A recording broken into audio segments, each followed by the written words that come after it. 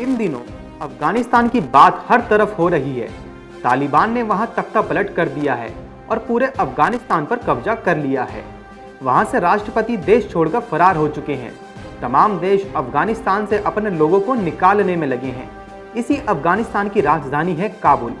यकीनन काबुल सुनते ही आपके दिमाग में काबुली चने घूमने लगे होंगे। हो सकता है कुछ लोग ये भी सोच रहे हो कि अब काबुली चने बाजार में मिलेंगे या नहीं। चलिए आज आपको काबुली चने की कहानी सुनाते हैं। अगर कश्मीरी सेब कहें तो कोई भी चुटकी में बता सकता है कि वह सेब तो कश्मीर से आया होगा। इसी तरह काबुली चने का मतलब भी तो यही निकलता है कि वह काबुल से आता है। हालांकि ऐसा नहीं है। दरअसल शुरुआती दौर में अफगानिस्तान के लोग देश में चने बेचते थे। वह एक अच्छे ट्रेडर थे।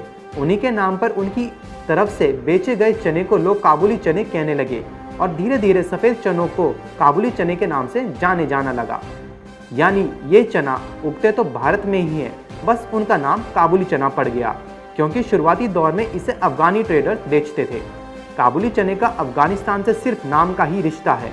वहाँ पर काबुली चने उगाने की बात करें तो दुनिया के टॉप 10 देशों में भी काबुल अफगानिस्तान दूर दूर तक कहीं नहीं है। अफगानिस्तान में लोग अधिकतर मीट और डेयरी प्रोडक्ट के अलावा चावल से बनी कई तरह की डिश खाते हैं।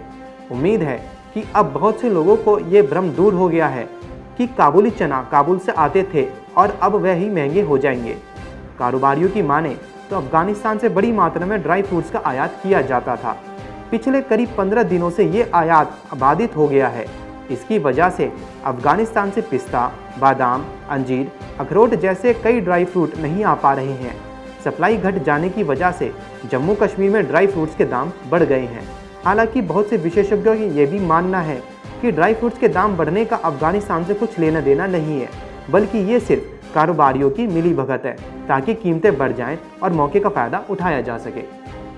Bureau report, market times TV.